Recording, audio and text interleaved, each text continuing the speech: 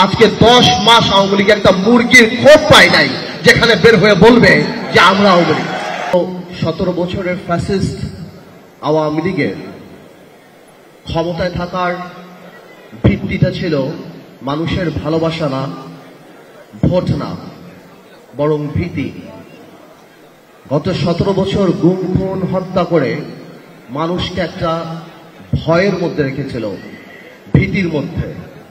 কিন্তু আওয়ামী লীগ উপলব্ধি করেনি যে এই ভীতিটা একটা পর্যায়ে ঘৃণায় রূপান্তরিত হবে এবং এই ঘৃণা রূপান্তরিত হবে গণঅভ্যুত্থানে।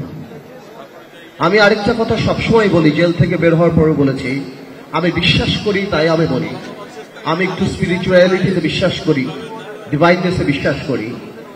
একটা মানুষ বা একটা দল, কত বড় একটা রাজনৈতিক দল কিভাবে বাংলাদেশের মানুষের মনের মধ্য থেকে উঠে গেল।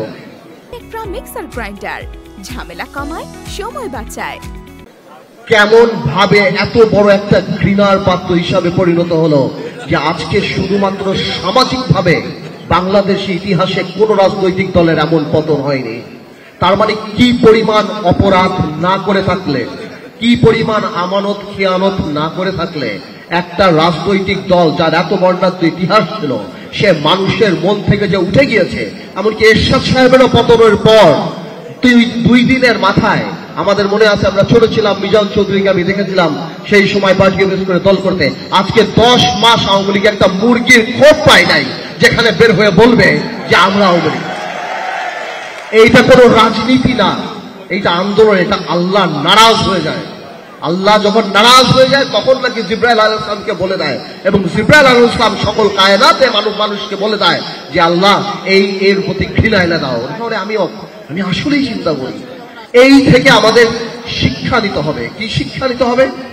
আগামীতে যদি আল্লাহ তাআলা আমাদেরকে দায়িত্ব দেয়, যাদেরকেই দায়িত্ব দেবে, আমাদের আওয়ামী লীগের এই বইটা হাতের সামনে রাখতে হবে, যাতে আমরা জীবনে যাই করি আওয়ামী লীগের মতো মানুষের হৃদয় থেকে উঠে না যায়। আওয়ামী লীগ একটা example that how a political party can become a criminal enterprise in a country.